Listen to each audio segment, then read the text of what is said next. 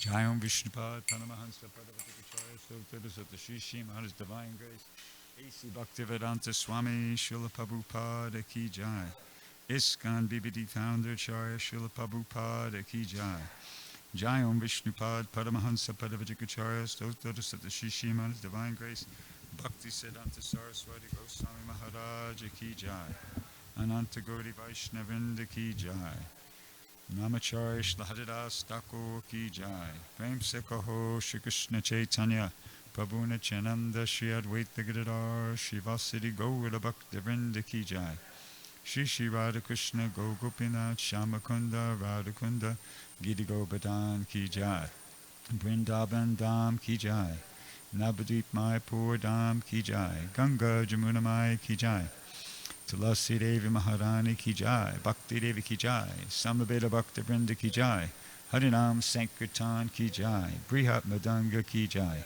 All glories to the assembled devotees, all glories to the assembled devotees, all glories to the assembled devotees, all glories to Sri Sri Guru and Gauranga, all glories to Srila Prabhupada. Om Namo Bhagavate Vasudevaya. Om Namo Bhagavate Vasudevaya. Om Namo Bhagavate Vasudevaya. Reading from Srimad Bhagavatam, 3rd Canto, 6th Chapter, Text 39. Ato Bhagavato Maya. Ato Bhagavato Maya. Mainamapi Mohini. Mainamapi Mohini. Yatsvayam Chatma Vartmatma. Yatsvayam Chatma Vartmatma. Naveda Kim Utapade. Naveda Kim Utapade. Ato Bhagavato Maya. Mainamapi Mohini. Yatsvayam Chatma Vartmatma. Naveda Kim Utapade.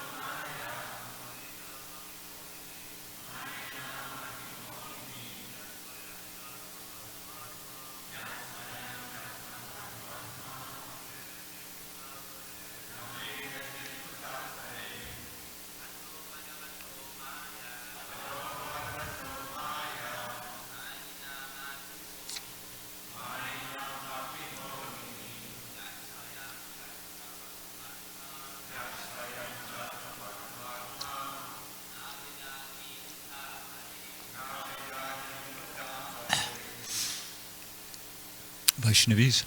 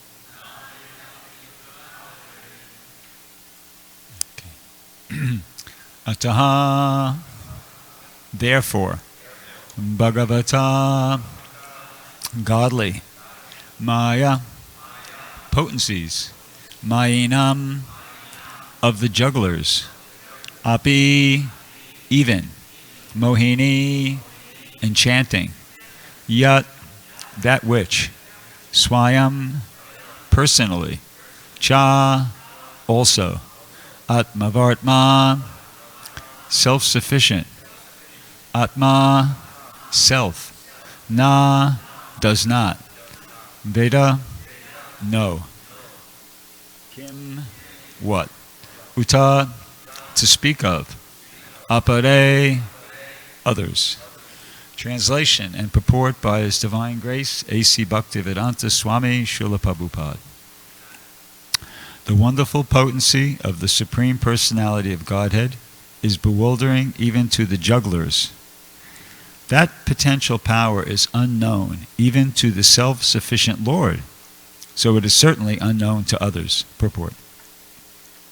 The froggish philosophers and mundane wranglers in science and mathematical calculation may not believe in the inconceivable potency of the Supreme Personality of Godhead, but they are sometimes puzzled by the wonderful jugglery of man and nature.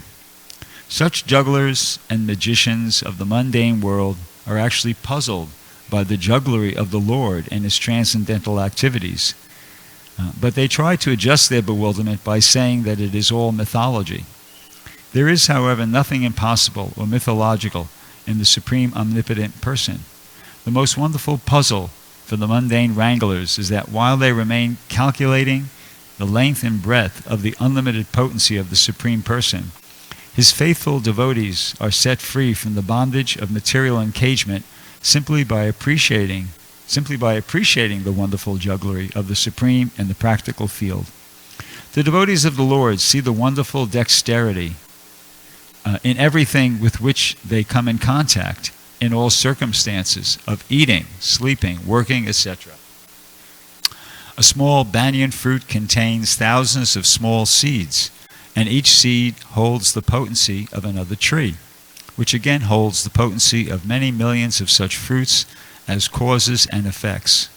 So the trees and the seeds engage the devotees in meditation about the activities of the Lord, while the mundane wranglers waste time in dry speculation and mental concoction, which are fruitless both in this life and the next. In spite of their pride and speculation, they can never appreciate the simple potential activities of the banyan tree. Such speculators are poor souls destined to remain in matter perpetually. Om Gyanatamiram Dasya Jananjana Shalakaya Chakshuranolitam Yena Tasmai Shri Gurave Namaha Shri Chaitanya Mano Bhishtam Stapitam Yena Bhutale Swayamrupagadamayam Dadati Swapadantikam. So in the translation here, the word jugglers appears. The wonderful potency of the Supreme Personality of Godhead is bewildering even to the jugglers. And the Sanskrit word that refers to that Prabhupada has translated as jugglers is Mayinam. And the previous place where we come in contact with that word Mayinam was earlier in the same canto, and it was in reference to, well, I'll read the translation. This is from earlier in the third canto. It says, the great wizards who were able to assume any form were engaged by the king of Bhoja, Kamsa, to kill Krishna. But in the course of his pastimes, the Lord killed them as easily as a child breaks dolls.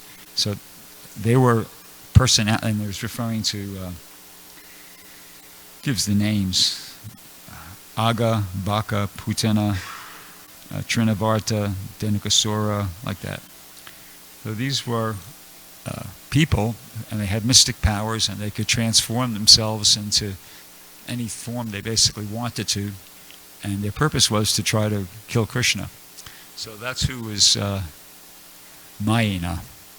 And Prabhupada today, and so it wasn't uncommon, and especially during the time when Krishna was here performing his pastimes, for people to possess mystic powers, but not to be virtuous. It's not like the two went together. There's, you could have great mystic powers and be a total demon. So Prabhupada today, in his purport, is referring to the modern day counterparts. He's translated the word Mayinam as jugglers, and in the purport it doesn't say anything about beings with mystic powers, but he does talk about froggish philosophers and mundane wranglers in science and mathematical calculation. So they're the modern day counterparts of the traditional mystically endowed demons. And they're a problem. They're a problem for themselves and they're a problem for others. It explains here that they're puzzled by the juggling of the Lord and his transcendental activities, and they try to adjust that by saying that it is all mythology. Then Prabhupada goes on to say, there is, however, nothing impossible or mythological in the Supreme Omnipotent Person.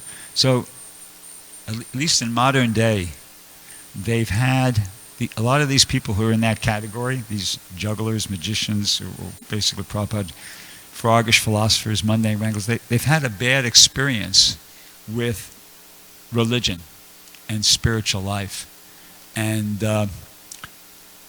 there's a society in London, it's called the Royal Society of Science. Druta Karma spoke there actually on a couple occasions, or at least once. And their motto is nullius in verbe, which means take no man at his word. They don't like indoctrination. They don't like the idea that you have to accept something because somebody says so. I actually looked up a dictionary definition of the word indoctrination. It says here, the term indoctrination typically means to instruct or to teach.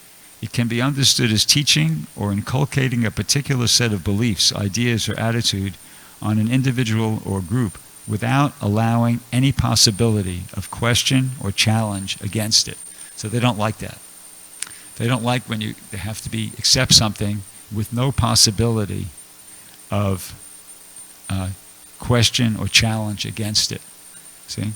And they make a distinction between that and education. Education, it says, involves seeking of facts and learning about what is the truth and what is not, whereas indoctrination is aimed at influencing people to believe in facts without being able to back these newfold facts with anything but opinion. So they're bad experiences that there used to be a time when there wasn't very much separation of church and state. This church had a tremendous influence upon governments. And so these thinking people, they felt like they were getting these dogmas forced down their throat, basically. And eventually they rebelled against that. And that's where this attitude comes from, nullius in verbe. Trust no man at his word. They wanted to be able to, feel like they could experiment and learn the truth of things in that way. But to a certain extent, that's valid. It is a valid point. It explains in the Bhagavatam that the degradation of Kali Yuga began with the Brahminical culture. So in other words, that does happen. That people who are in that position of teaching, they cannot know what they're talking about. They can have it wrong, and then they not only do they force it upon others. You see, and so that is there. But at the same time, you can't go to the extreme of throwing the baby out with the bathwater. That's expression here in America.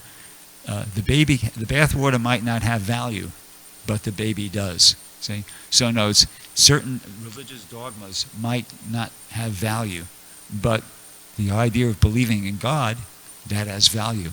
See? So that's the mistake that a lot of these modern day philosophers and mundane wranglers make.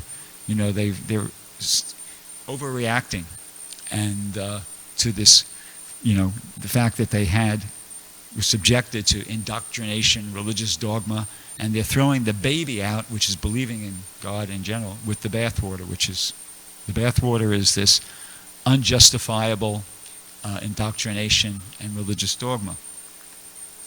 So it's called, another expression is, don't become too big for your britches. which is mean to become too confident and proud of oneself, and that's what's kind of happened in modern day society. There's a lot of so-called philosophers, scientists, and they write books. They openly promote that, there's no, according to science, it's not very unlikely that there's God. But there are other scientists and who are equally as renowned as them who don't disagree with that, and they take another position. Actually, there's nothing that wrong with indoctrination has a very negative connotation nowadays, but it's not necessarily a bad thing. It's a process for learning. It's a valid process for learning. Just like myself, my service is book distribution, so sometimes I have to teach somebody how to distribute books. And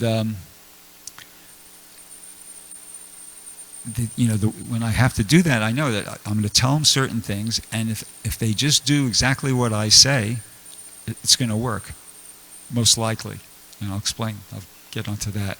But the idea is that if you have to explain every little detail of it, it becomes very tedious and difficult. In other words, if the person is just submissive and they do what you say, then generally speaking, they get a good result. It's a form of it's a valid form of educating. It's not like it's just taking advantage of somebody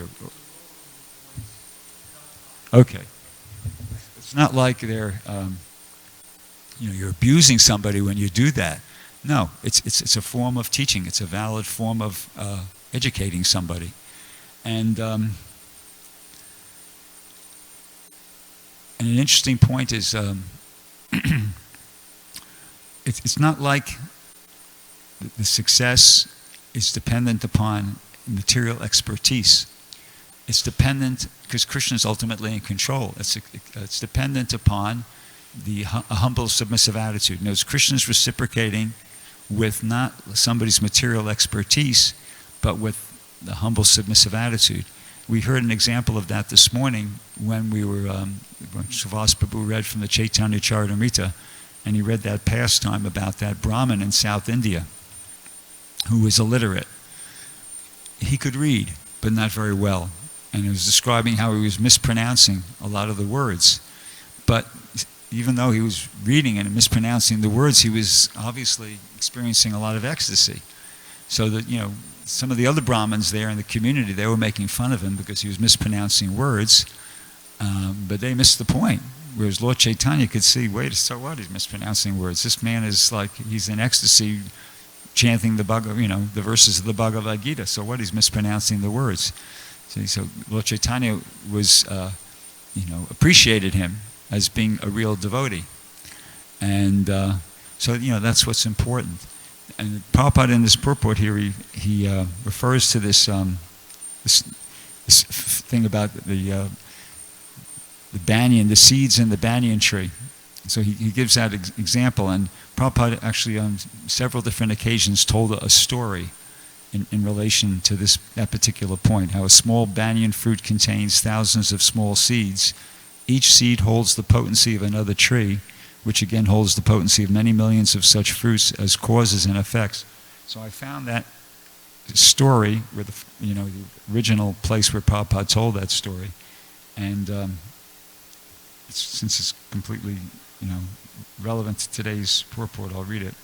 So this is from a lecture Prabhupada gave in 1966. He says,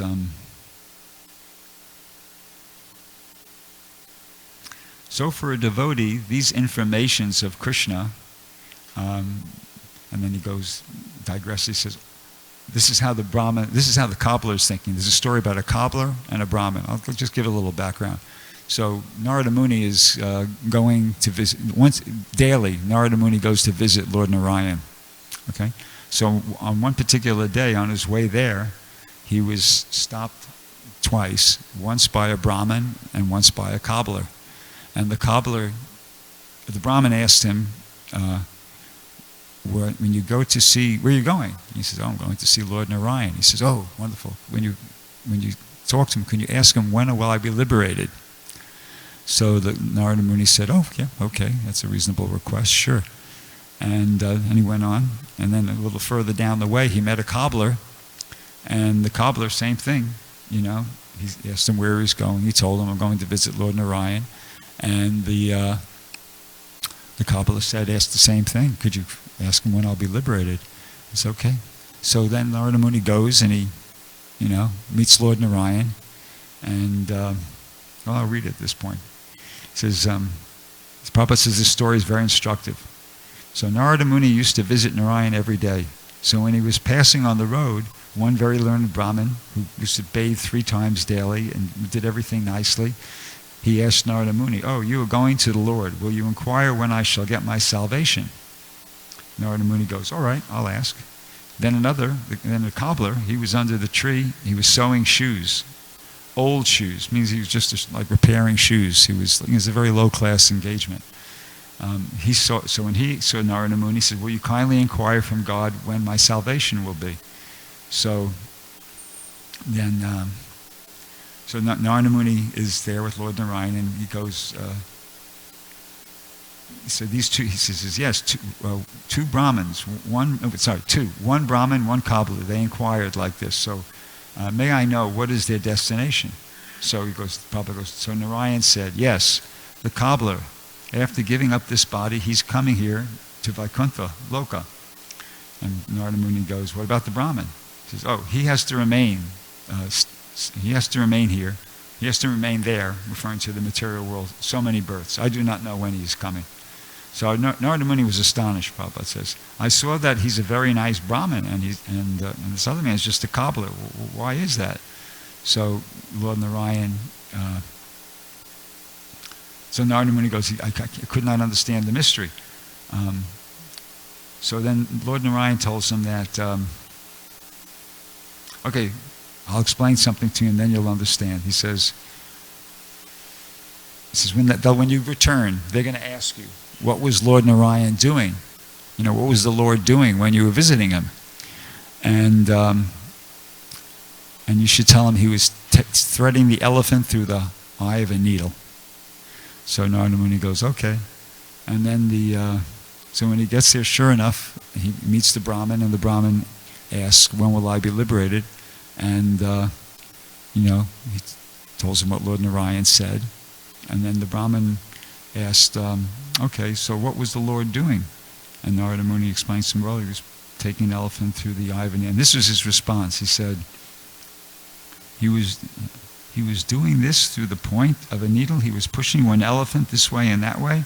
Oh, therefore I have no faith in you. I have got all respect for your garb, because he's like sannyas, but we don't believe all this nonsense. Then Narada Muni could understand, oh, this man has no faith. He simply reads books.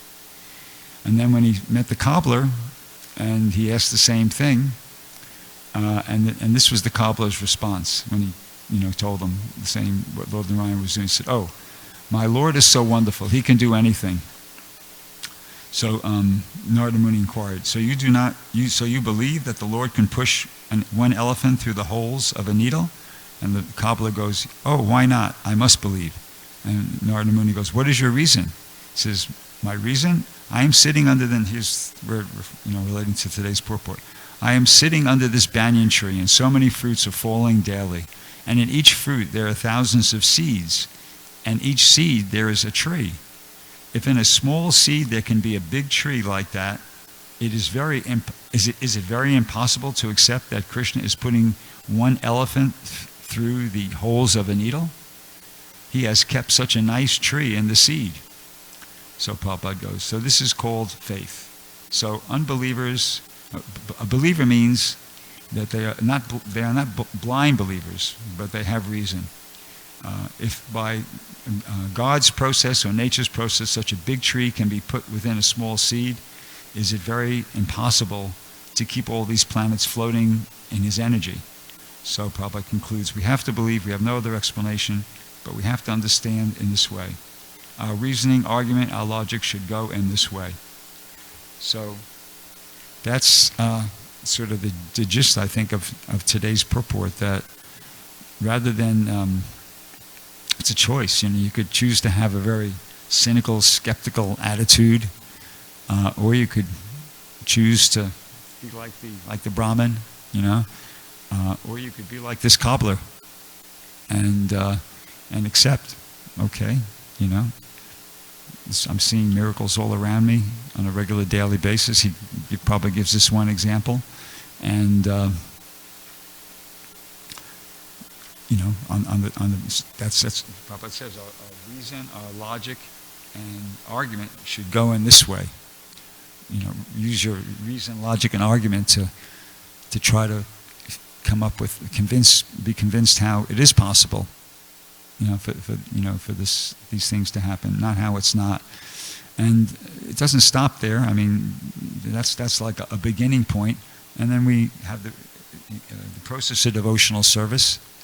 And then once we engage in devotional service, and you know, following the instructions of the spiritual master, we go beyond that simple faith, and we get realization of these same points.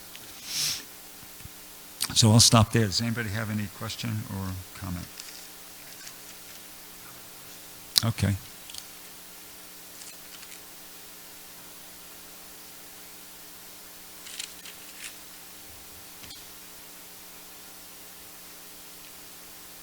Waiting for a microphone, I guess.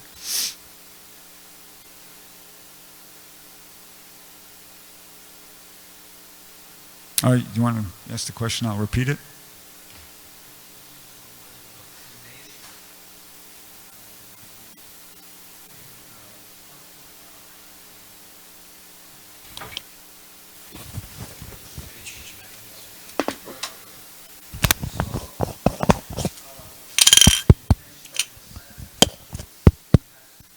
Has negative connotation, generally speaking.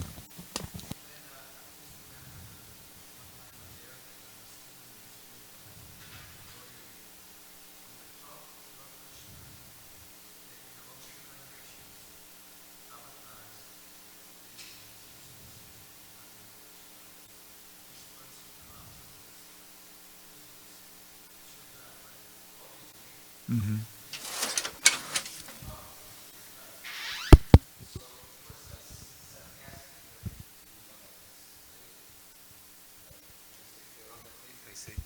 He was saying, okay, so anybody else can put their God on top and saying that this is the best. So my question to you will be, in order to prove that your indoctrination and whatever jugglery words they think we use also are actually are better than the other ones, what would you say? Because this man was cynical, sarcastic. He said, oh, obviously, you know, you put one on top to prove that you had the best, or this is your God. The other ones can say the same thing. They also been indoctrinated. Everybody used the word indoctrinations in different fields for their convenience. Right. And they can juggle words and then say so many stories and things to prove their point. Mm. And you were saying that it's difficult to convince someone, but I was just thinking that in this particular area. Yeah, just recently in the morning, once again, when Srivastava was reading the Chaitanya Charitamrita, in one purport, Prabhupada was making the point how the preachers in the Krishna conscious movement have to become expert, you know, really in the philosophy, so that they could defeat opposing arguments. So that's one thing. You know, if we're really expert in understanding the philosophy, we'll be able to defeat opposing arguments. Although it's very hard in the Kali Yuga to do that, because even when you defeat people's opposing arguments, they don't really acknowledge that you've defeated their argument. But for ourselves, you know, just for ourselves, there's that point. And also, like, as mentioned, there's the process of devotional service. In other words, it's not like it's just we're meant to just accept things that we, you know, that we don't understand and we don't experience forever. I mean, by engaging in the process of devotional service, as time goes on, as we get purified, Krishna will reveal to us how this is the truth. You know, there's that verse, Atak Shri Krishna Namadi, Nabhavad Gurayam Indade, Seva Mukha Hijivado Swayameva Spadate, that Krishna can't be understood by the gross, mind, blunt material senses. Prabhupada translates it like that. So the mind's among those. We can't understand these truths, that are being, by our blunt material senses, our mind, material contaminated mind. But by engaging in devotional service with a humble, submissive attitude, like that Brahmin that we heard about this morning, and he was reading mispronouncing all the shlokas of the Bhagavad Gita, but still he was in ecstasy. So you try telling that Brahmin that Krishna's not the Supreme Personality of Godhead, or that, he's just engaged in some process of indoctrination. No, he just, it's just like, he'd laugh. He's experiencing it. So in the same way, when we, engage in devotional service with that humble, submissive attitude, eventually Krishna's going to reveal to us. He's going to give us some experience so that we'll understand, we'll be encouraged that we're not just self-indoctrinating ourselves, but we're actually engaged in a process, and we're, getting realization of the things of the truths that are being presented to us. We're getting realization of those bit by bit. Not necessarily everything, but something. Krishna says, as they surrender unto me, I reward them accordingly.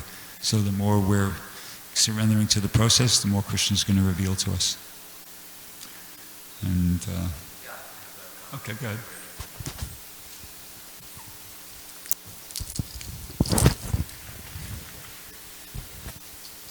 Thank you, Prabhu, for a very nice class.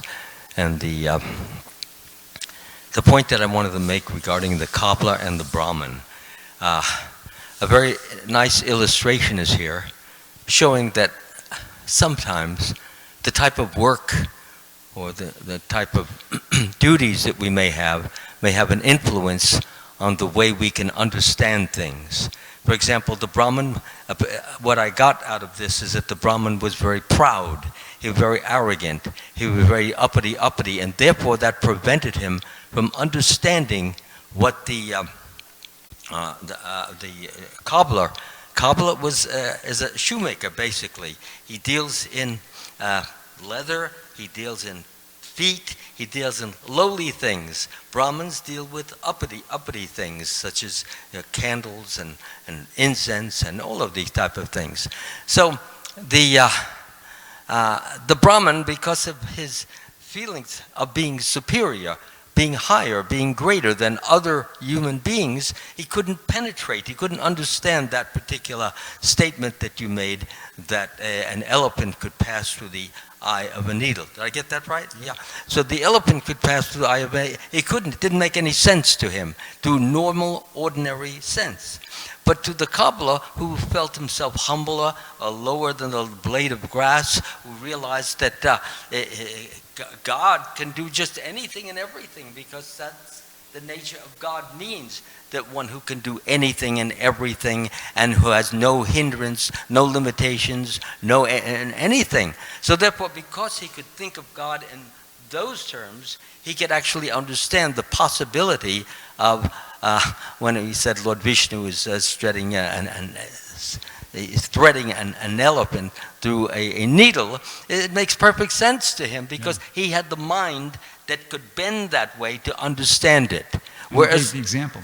The cobbler gave the example. He's putting the banyan tree in the little seed. Well, I hadn't finished what I said, if I may.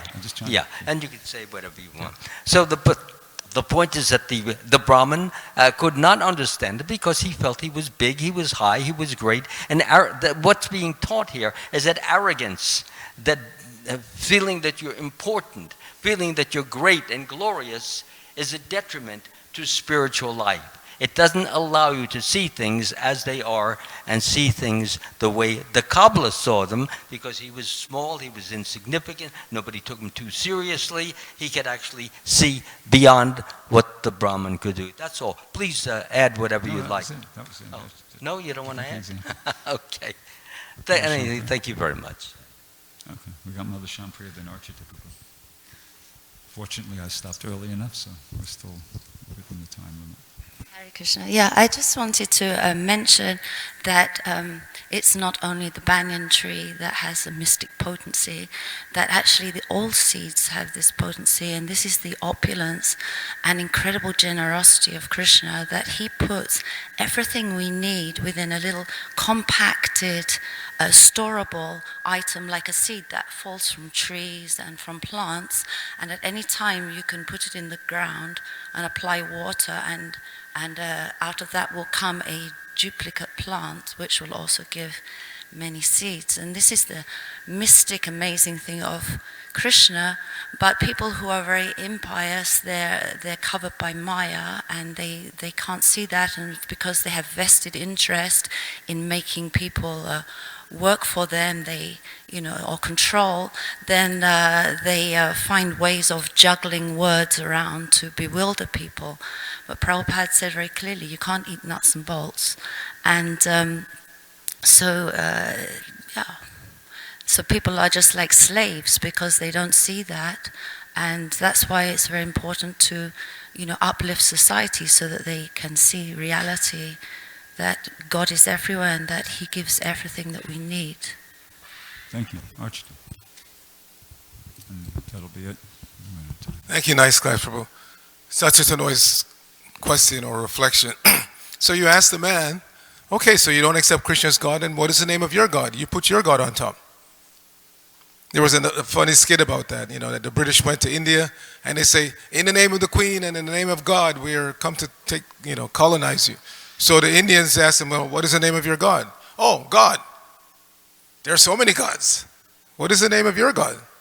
You see, so if you don't accept that Krishna is on top of that pyramid, then put the name of your God. What is the name of your God? See, you ask them that. We're not saying that you have to accept Krishna. Even within the Vedic tradition, there's Vishnu, there's Ram, there's so many names. So what is the name? You don't accept the name Krishna, then put the name that you worship, that you revere. Okay, thank you very much. Grantor Srimad Bhagavatam Ki Jai, Srila Prabhupada Ki Jai.